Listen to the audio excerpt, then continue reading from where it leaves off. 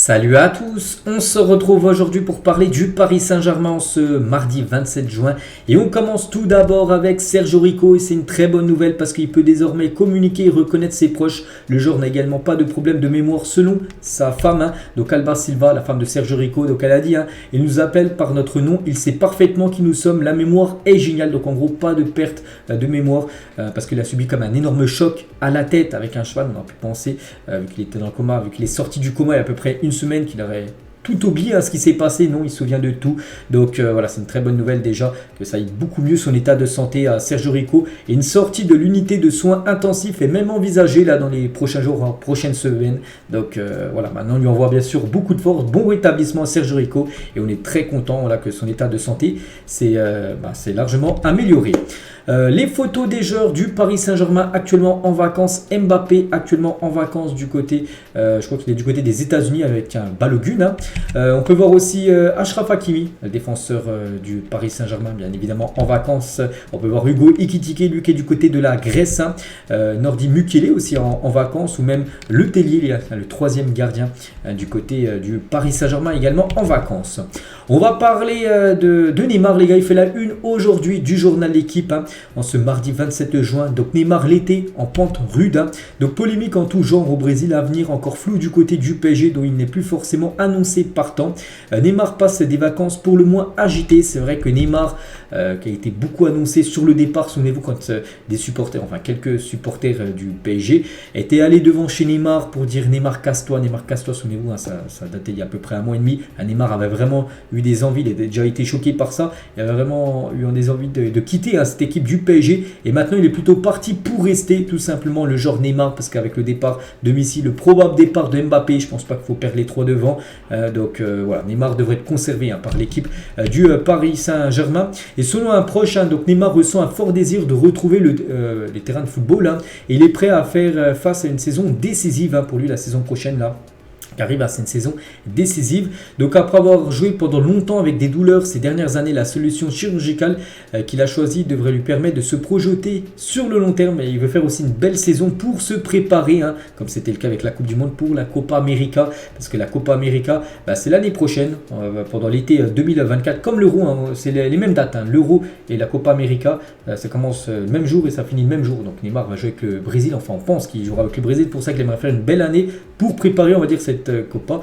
Donc voilà, s'il peut faire le même première partie de saison qu'il avait fait avec le PSG avant la Coupe du Monde, on prend à 100%, il avait été, pour moi ça a été le meilleur, puis après la Coupe du Monde, on sait que ça a été plus compliqué pour lui, donc il sait que ce sera une année décisive l'année prochaine, et toujours avec lui, donc il a franchi toutes les étapes de rééducation avec succès suite à son opération. Vous savez qu'il s'est fait opérer à Neymar, c'est pour ça qu'il a été forfait jusqu'à la fin de la saison là, donc pour l'instant il est en mode rééducation, tout va bien, donc il pourrait même faire son retour à Paris d'ici ce week-end pour entamer sa remise à niveau. Il devrait être là pour la tournée au Japon, vous savez qu'il y a la tournée asiatique avec 3 matchs au programme, dont l'équipe de Al Nasser et l'équipe de l'Inter Milan au programme en match amicaux, et Neymar pourrait faire cette pré-saison et jouer peut-être ces rencontres, donc voilà, Neymar les gars, il veut faire une grande saison, il est quasiment plus blessé, rétablissement il est quasiment à 100%, donc c'est des bonnes nouvelles concernant Neymar. Maintenant on veut que ça soit un joueur important saison prochaine, et Neymar a vu d'un bon oeil l'arrivée de Lucho, donc Luis Enrique, même si c'est pas encore officialisé, on sait que ça devrait être lui maintenant, donc voilà, donc après ça ne suffira pas à garantir à Neymar une place au soleil, voilà ce qu'on peut dire aujourd'hui dans l'équipe, et toujours avec la situation de Neymar, donc si QSI vend effectivement Mbappé cet été, on va en parler, Mbappé devrait être vendu, on le sait, ce qu'il prétend pouvoir faire, il est peu probable que QSI, en gros que Doha, souhaite également se séparer de la MNM lors de la même période, c'est-à-dire qu'il serait conservé. Bien sûr Neymar, on va pas laisser filer les trois devant, au moins un serait conservé. On pensait plus que ça allait être Mbappé, mais Mbappé on sait qu'il ne veut pas prolonger tout ça, donc il sera vendu, et du coup ça devrait être plutôt Neymar qui devrait rester. Donc Neymar sera probablement retenu par le club et pourrait même voir son influence renforcée, et pourquoi pas bâtir une équipe autour de Neymar la saison prochaine. Jusqu'à présent personne ne lui a expliqué annoncé qu'il ne ferait plus partie des plans du club, ce qui veut dire que voilà, il fera partie des plans du club Neymar, et que ça sera peut-être le genre maîtresse, on va dire, devant. Donc voilà, concernant la situation du genre brésilien. Et pour finir cette fois-ci avec sa vie privée, tiens, avec Bruna Biancardi, où ils attendent une fille, hein. Donc ils ont choisi de l'appeler Mavi pour leur future fille, en référence au terme français Mavi. Donc voilà, ça sera le nom de sa future fille à Neymar. On va parler de Mbappé. Donc Mbappé, bon, lui devrait plus être vendu et ça bouge pas ce 27 juin. C'est la même son de cloche, hein, que depuis 2-3 semaines, on a appris que Mbappé ne voulait pas prolonger, hein. Donc la position du PSG avec Mbappé est claire, soit il prolonge cet été, on sait qu'il ne veut pas prolonger, alors il quittera le club, hein. Le club et ses propriétaires attendent une réponse rapide, hein. Vraiment ils veulent que ça soit rapide, voilà la réponse de Mbappé qui veut le prolonger ou non, mais bon on sait qu'il ne veut pas prolonger. Du coup le PSG va le vendre normalement très prochainement pour pouvoir trouver son remplaçant tout simplement, hein. Donc sa mère qui gère ses intérêts a été prévenue et elle connaît maintenant la position bien sûr du PSG, hein. De toute façon que le PSG veut le vendre, hein. Donc le Paris Saint-Germain et surtout Doha n'imagine pas vendre, hein, Kylian Mbappé pour moins de 200 millions d'euros. C'est la somme minimum, hein. Minimum ça sera 200 millions d'euros. On pense qu'il y aura aussi des bonus en plus, hein.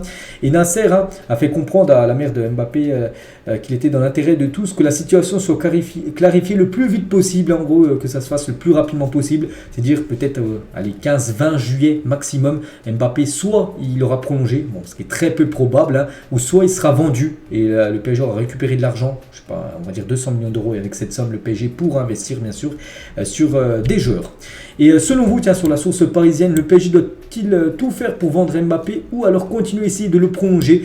Plus de quasiment 10 000 votes, hein. Tout faire pour le vendre, tout pour le prolonger. Donc pour vous, hein, est-ce que le PSG doit encore prendre le risque, hein, de peut-être pas le vendre, mais voilà, essayer de tout faire pour le prolonger alors que le joueur ne veut vraiment pas prolonger.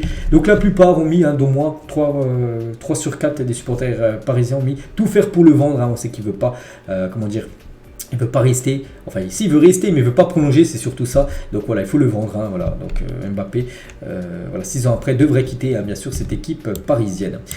Concernant les joueurs qui pourraient arriver au club, hein, donc concernant Victor Osimhen, une première offre de 100 millions d'euros du PSG pour Victor Osimhen a été rejetée par Aurelio De Laurentiis. Il veut beaucoup plus, hein.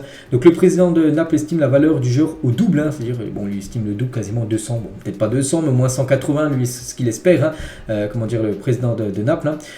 Tandis que des clubs anglais préparent des offres aussi pour le Nigérian. Donc voilà, concernant la situation actuellement de Victor Osimhen. Concernant ce joueur, donc lui c'est vraiment très très proche. Je sais qu'Osimhen, bon, ça va être compliqué. Lui c'est quasiment fait, hein. Accord définitif pour Lucas Hernandez. Il ne manque plus que la visite médicale officialisation dans les prochains jours, hein. Et un sondage, tiens, sur Média Parisien. Donc Hernandez au PSG, vous signez oui ou non? Quasiment 3000 votants. Donc la plupart ont mis pour, hein, 60%, mais il y a quand même quasiment 40% qui ont mis non. Après, je pense qu'ils mettent non par rapport surtout à l'amour du joueur pour l'Olympique de Marseille, le club rival du PSG, parce que c'est toujours un joueur qui a fait des déclarations d'amour à l'Olympique de Marseille. Et voilà, il devrait signer au PSG. C'est pour ça qu'il y a autant de non, de contre, on peut dire, son arrivée. Donc moi je suis plutôt pour, hein, parce que outre ça les gars, hein, ça reste comme un top player bien sûr, hein, s'il n'est pas blessé, ça reste un énorme renfort pour le PSG, hein, s'il venait à signer. Lui aussi les gars, c'est quasiment fait, hein. Donc Cher Endour, hein, pour être prêté par le PSG à la Sampdoria pour une saison. Vous savez que ce joueur devrait arriver libre, hein, et du coup il devrait être prêté à la Sampdoria peut-être, hein, d'après ce qui se dit. Le club italien est bien placé pour avoir le joueur en prêt. Le jeune milieu italien s'apprête à signer pour 5 saisons au PSG, du coup être prêté, parce que là peut-être qu'il va venir, il n'aura peut-être pas de temps de jeu, donc autant le prêter peut-être à la Sampdoria pour qu'il puisse avoir du temps de jeu. Saison prochaine, je crois la Sampdoria jouera en série B, hein, saison prochaine.